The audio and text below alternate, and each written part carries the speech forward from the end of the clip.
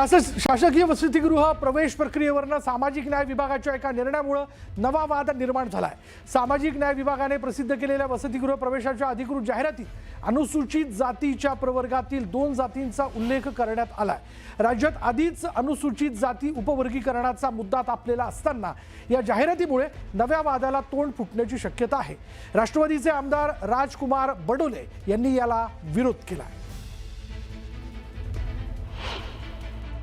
एकूण आरक्षण जर असेल तर त्याच्यामध्ये अनुसूचित जातीसाठी असलेलं 85% जागा ठेवलेल्या असतील किंवा SBC OBC साठी SBC साठी 2%, अनुसूचित जमातीसाठी 3%, OBC आणि EBC साठी त्यांनी 5% ठेवलेल्या, अशा एकूण ज्या 100% जागा ठेवलेल्या आहेत तशीच पद्धतीची जाहिरात येणं अपेक्षित असताना त्या ठिकाणी मुद्दाम मातंग आणि सफाई कामगारांची कॉलम करून त्याच्यामध्ये त्यांच्यासाठी जागा दाखवणं मला वाटतं हे चुकीचं आहे।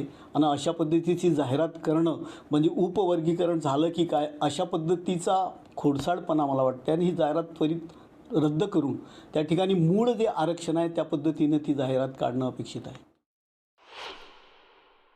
राजकीय जे वसतिगृह आहे न्याय विभागाचं त्याच्यात ना जातीचे कॉलम बनवले आणि त्याच्यात लिहिताना असं कधीच झालं नव्हतं मांग, महार आणि इतर प्रवर्ग असे ते 3 कॉलम हे सर्व भारतीय जनता पक्षाच्याच काळात हा जातीयवाद आणि धर्मवाद आणि या माध्यमातून समाजातली फाळणी, समाजाचे तुकडे, त्यानंतर राज्याचे आणि देशाचे तुकडे हे भारतीय जनता पक्षाचा अंतिम ध्येय। त्यांना देशाचे तुकडे करायचे, त्यांना राज्यांचे तुकडे करायचे आणि त्यांना जातीमध्ये दंगली घडवायच्या।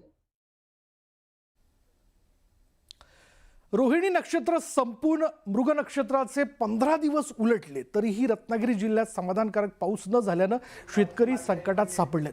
पेरणीची कामं ठप्प झाल्यानं हतबल झालेल्या बळीराजाने भैरी देवाच्या चरणी गाराणं घालत पावसासाठी प्रार्थना केली। बियाणं आणि खतांची तयारी पूर्ण असतानाही पावसाअभावी शेतीची कामं रखडली आहेत। त्यामुळे शेतकऱ्यांच्या चिंतेत भर पडली असून सर्वांच्या नजरा आता वरुण राजाकडे लागल्यात।